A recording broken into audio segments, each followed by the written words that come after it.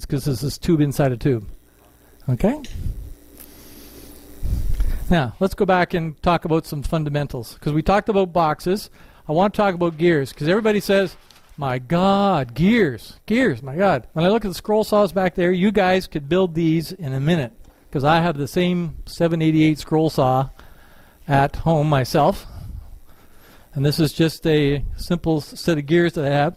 And I actually use a program that's on the internet, woodgears.ca. I don't know whether you guys have ever been to their site. They have what they call a gear template generator, and you can generate a paper template of a gear. So this is a gear. This particular gear has a 28 pressure angle on the teeth, 12 millimeter spacing on the teeth itself, and the diameter has 20 teeth on this wheel and 10 on the other.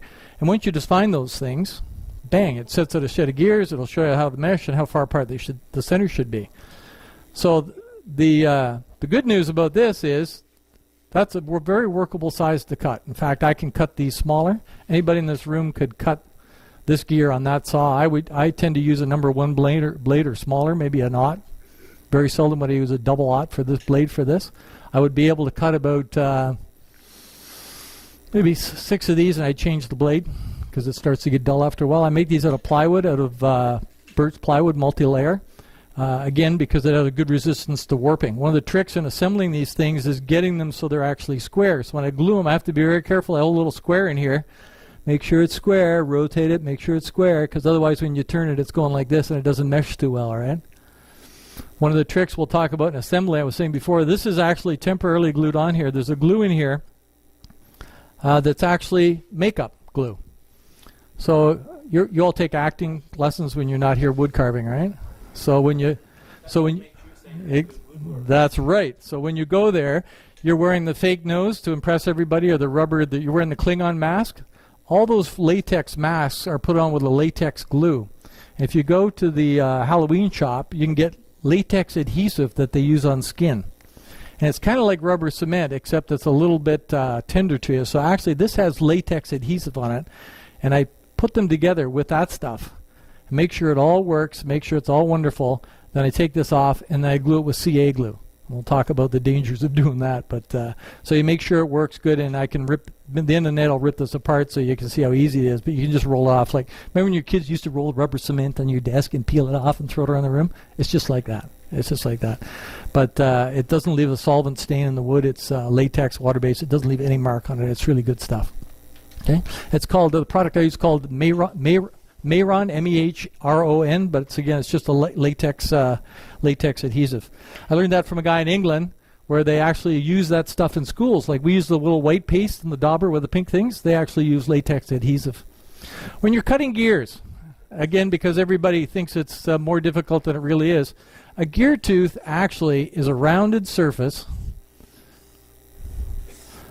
Well, these are pretty bad gear teeth, eh? Here's the best one here. They actually are a curve that gets tighter as you get to the root of the gear. And if you can think about that, when you see the shape of the ones going around, once you recognize that, then you get better at cutting them, because you know as you're cutting into it with a saw, you go in and you tighten the curve as you cut it. You tighten the curve as you cut it, because you're always going in. And the smaller diameter the gear is, those ones you've got around there are fairly small diameter. They almost get straight when they get to the bottom. I'll pass this around. I may call for this one back because it's part of assembly, but if you look at that one, this gear meshes with those two that are going around, but they're actually shaped more like that because of the diameter and the number of teeth on them. Okay, so I cut those on the line, God willing, in a steady hand. I start with I get to my bandsaw and I cut the disc about like that, so there's about a 1/16 of an inch, so I don't have to spend too much effort on the scroll saw. I start cutting in like this, and I go like there, and I stop. I go to this one, I go like there to stop. And I go stop, because I like to do all the same sweep as I go, get into a rhythm to do it. Then I take it, and then I go the other direction. I go this way, and I go this way, and I go all of those ones. And sometimes I cheat, and then the next step I do is actually get there, turn, and go this way to cut this out. Now, depth in what we're doing isn't a precision issue. You want to make sure that you don't leave this so that it bumps the other gear tooth. So you at least want to take the line off. This is not a bearing surface. You don't need to worry about that. Just cut it so it looks pretty. Okay? These are the two important surfaces. So I cut all of those. So now I got a thing that kind of looks like that with a line on it where I should have cut the end of the tooth off, right? At this point, if I've made a mistake, I had an epileptic fit when I was cutting the glue, or cutting a line. I don't know if that ever happens to you guys or not, but you go, oh shucks, I can see the pencil mark on the paper still. I have a 1-inch 1-inch table sander with a 1-inch belt on it. Often you see them use the sharpening sanders. They're almost disposable now from Canadian Tire for $60 or something like that. I can't remember. And I will actually, if I see a bit of the pencil line still there because I got a little crazy, I will actually take the 1-inch belt sander and just polish the surface so the pencil mark just sort of disappears. Okay. When I get to the point where I got this left, I don't cut that. I go over to my bench sander with a wheel on it, the bigger bench sander I have, and I just sand that flat. Right? Try to eyeball that square. Go up and I just sand the flat again because that's not touching anything. That's just the clearance of the tooth that's coming in this way from the other gear, right? The biggest trick I've learned and taught myself is because of my eyesight is I make my patterns in red ink. I don't know with you guys how you guys manage it, but when I got that scroll saw going and I got a number 1 blade on there and I got a black pencil line that's a 10 millimeter, 10 not 10 weight 10 on the program, and sometimes that saw blade looks just like that black line, and I get confused, especially when the optics when the light's going on and you're having this epileptic seizure because the light's blinking. So I try to cut my patterns in red. Now I know the ones that are going around there aren't red right now, but my trick is I use red because I find it easier to follow what I'm doing. So if you get a chance to print your patterns in red, I highly recommend it. Okay. Now precision counts, and I'll answer a question over here. Precision counts because if you cut a gear and this hole is not in the middle, you're in big doo-doo, right? Because you've got a gear here, a hole over here, and the teeth all around the outside. When it comes to mesh over here, it ain't going to mesh over there. So precision is fairly important. Every hole I drill in an automata is done mostly with a Forstner bit, even 1/4 inch. I have a Forstner set that I burn up regularly because I use Forstner bits because I take an awl and I mark the center of the hole before I drill any hole, and then I use a Forstner bit. And Forstner bits in small diameters are a little different than the big ones. If you read the stuff that comes with Lee Valley, they say if you got a Forstner bit, pull it down and rank on her fast because you don't want it to heat up. Well, in a 1/4 inch Forstner bit, you pull it down, you start drilling a hole, there's nowhere for the chips to go because there's no back clearance on the small diameter bits. So you've actually got to go plunge, clear, plunge, run your finger onto clear, kind of trick to keep going because it's a problem. You can use brad point drills as well. I just did that, didn't I? What did I hook onto the horn? Oh, the fishing rod. Oh dear. Okay. Oh dear. Well, the fishing rod's not a problem. That's good because he comes out. Just throw it on the. Oh, I can carry it around the rest of the time. That's okay. Am I dragging stuff? All right. Well, pick up the pieces.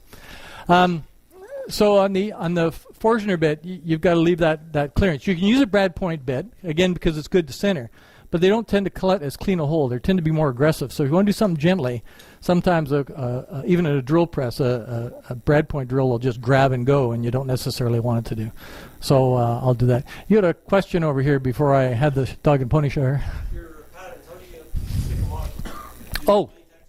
No, I use a product called Easy Tack, which is from Krylon. Krylon makes that brand of spray varnish you can buy at, what's the craft store? Michael's. I used to say Lewis Craft in the old days, but Michael's. You can buy Easy Tack. And again, I can get carried away. Sometimes I'm getting patient. I stick it on while it's wet, and it's like sometimes a little hard to get off. But if you let it get a little, it's like rubber cement. You let it set a bit. Before you stick it off, you can actually just peel it off. That orange disc that's going around on that gear is put on with that stuff. And if you could see that the paper ones, the edges are starting to burr off up it a little bit because it hasn't ripped off. But so I do that. And you have to be careful because you can't actually have glue left on when you get going, and that causes a bit of problem. So gears aren't as challenging as you think they are. With the equipment you got here, any one of you guys could cut gears. Now, again, it takes a little bit of patience, a little bit of practice, a little bit of time. It takes time to cut. It's the kind of thing you got to have a good music box on in the background because if you're in a race, you won't make it happen. Okay, what about cams? Cams are easy, right?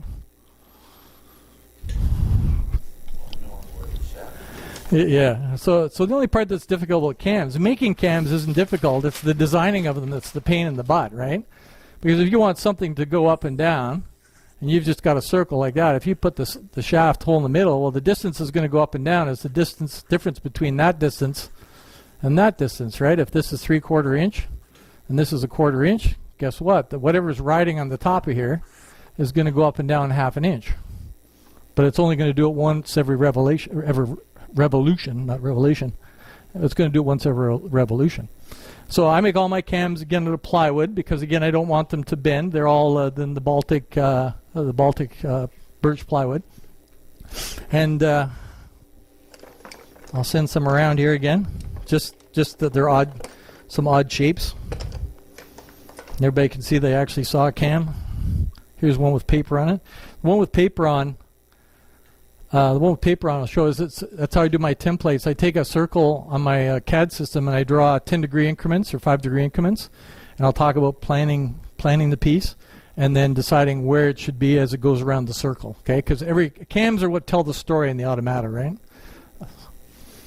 So let's talk about speed and cams and how it works. I've come to the conclusion that people who turn handles turn them at a natural speed. If any of you are at the show, I have a piece that doesn't have a good enough gearbox, and if you turn the crank, it's over before you know it. It's trying to tell a story, but you can go through the story in 15 seconds, and you can't see it. So I try now to make something, all of these pieces up here are 8 turns. One turn of the handle is, one turn of the main shaft is 8 turns of the handle. So I make it 8-to-1 gear reduction, because otherwise people grab it too fast. So this is that same gear reduction, right? In order to make, that's going at a speed that people actually can take time to see what's going on. Without that, people go like this. They're so interested in cranking it. If you made a 1-to-1, it would be all over, and people would say, well, what's happening? So, I tend to slow it down to make the story last a little bit longer. In a case like this fishing boy here, that's an 8-to-1, and things happen. This little fish jumps. I'll put them back together here in a minute. This little fish that comes up to grab the bait, that happens once every 32 revolutions of the handle. This big green fish comes out once every 16 revolutions of the handle, because you want some time for the story to unfold. So when you're doing a cam, that's a very important thing to know. So let's say we want this little boy's arm to wave. Okay, we'll build an arm here. Who wants to be the arm? Anybody volunteer to be the arm? Put a hand at the end of the arm. We want the arm to go up. All right, and how many times we want the arm to go up in the one revolution? Well, let's just say we want to go up once. So in this case, we're going to build a cam that actually is going to be hinged on the shoulder of the boy here. I'm doing one that's I'm talking more something like that's on this guy here, that his arm goes up and down, it rotates up. So if I want the arm to go up, in this case, I'm going to have it be pulled down to make the arm go up, right? So I'm going to put a brass wire from the hole in the back of the arm down through here to the bottom. And if you come up afterwards, you can see that's exactly what's happening on this guy. Actually, no, I cheated. This guy's done the other way around. I shouldn't show that one. I lied. Some of these ones, the girl, for example, it's on the bottom. So the question is, well, how much do you want the arm to go up? How much do you want this person to wave? You want the arm to go taxi? So let's make it go up 1 inch high. Well, how far do I have to pull a wire down to make that go up 1 inch? If there's any engineers in the crowd? Good, I'm one out. Geez, now I'm in trouble, eh? Oh, I was one, yeah. Yeah, it depends on the distance between here. Say if this is 1, call it centimeter, and this is 5 centimeters or 4 centimeters. Let's go 4 centimeters. So in order to make this go up 4, this has to go down 1, right? So this has to go down 1/4 inch in order to make that go up 1 inch, right? So take that down. This is a brass rod that doesn't turn. So this has to go up 1/4 inch at the bottom. So I'm going to hinge this over here, and I'm going to put a cam out here. Okay, so if I want this to go up 1/4 inch, how fat should this cam be? It's the same story in reverse, right? Depends on how far I've made this hinge point from here. Say that I've made this 2 millimeters that way, or 2 centimeters that way, and 2 centimeters this way. In order to make that go up 1/4, this has to go up 1/8, right? Half the distance. So this has to go up 1/8. All right, so now I'm laughing. Now I know that the maximum diameter here is 1/8 bigger than the inside diameter, and that difference will make the arm go up and down. Now the question is, how many times do I want the arm to go up and down? If I only want it to go once, then I build it so that it comes down like this, and that's the shape of the cam. If I want it to happen twice, he goes high, high, then that becomes, I want him twice opposite the time. Maybe I want it 3 times, and then he doesn't do it, so now the cam looks like this. Okay, so that's where the timing comes in, that's where the design is, and that's where you make the mistakes, and that's why you have to have the case come apart, because you build this darn thing and you find out that your machine tolerance or something didn't happen, because sometimes these movements are very small. There's a couple of movements in this piece where the movements are like less of 1/8 of an inch, and so your tolerances can get to a point where, gee, that arm didn't quite go up as much as I wanted it to. And no matter how much you shorten this wire, you can make the arm start at a different place, but it's not going to go any higher if you didn't make the cam right in the first place. Okay? So that's where the design work comes into it. But making the cams is dead simple, right? What else do we need to talk about? Where'd my list of things you need to know go? Dowels. What do we know about dowels, gentlemen? They're not round. Dowels are not. You can go to Lee Valley and you can buy short lengths, 1 foot lengths of what they call their precision dowels, and they guaranteed to be within 0.002 inches. Anybody work Lee Woodwelly employees here tonight? They're not consistent. They are not round either. You know, they're better, but they're not round either. Okay, so so it's one thing you've got to work with is the dowels aren't round. Sometimes that's a good thing because then they're stiff. If you get a dowel that's eccentric, then you push the gears on. Sometimes you don't need to temporarily glue them because they're so out of round that they're stuck on the shaft. It's quite good. But dowels are not round, and you should know that. Now you can do a couple of different things. There's dowel cutters that you can get through Lee Valley. You pull your dowel through, and it's supposed to make them round. You know what? It doesn't work. It doesn't work. I always lube the ends of the shafts that go into the end of the box like this. So here's that gear that matches that other little one. I always put paraffin wax or beeswax on the ends of these shafts, and I dump some in there. These things are not meant to run for days and days and days, but they do. This fishing boy's run for 3 solid days in some wood shows, and he shows no sign of calving yet, short of being dropped on the floor. But if you make the hole the right clearance and you lubricate it in there, it'll last quite a bit of time. Now I'm using poplar for these pieces because pine's too soft in my book. Poplar is a very machinable wood. It keeps a good surface, and it doesn't dent quite so easy. So I like working with it. In fact, a lot of the firm pieces of these things, like this is basswood, but he's poplar because he's hollow inside and he needs some strength to him. Okay, so simple rule on shafts. All I have to do is leave the 16 inches cleared at either end because they need to be able to move back and forth for humidity. Simple case. Just remember they're not round. Followers. Okay, so we got a cam now. How do we make it do what we want? I've talked to you guys so far about a rod that pushes on top of that. Well, what if I wanted to do a couple of other things? What if I wanted this to be really heavy? You know, that's just going to be dragging so much weight on there. So one way to avoid that is by putting a follower in.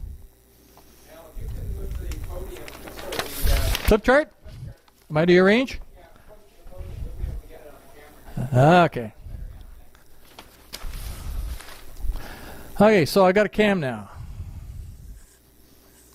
It's a pretty ugly cam, eh? So one thing you can do is you can put a follower in the cam and have this pinned over here. So now what's happening is you've got this follower.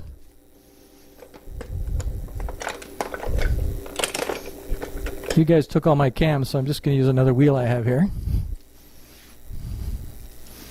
Here's a follower, this little block that's on there. And I got a cam that's sitting on the side here, and as it spins around, this little follower is going to go up and down if this was a right-shaped cam, right?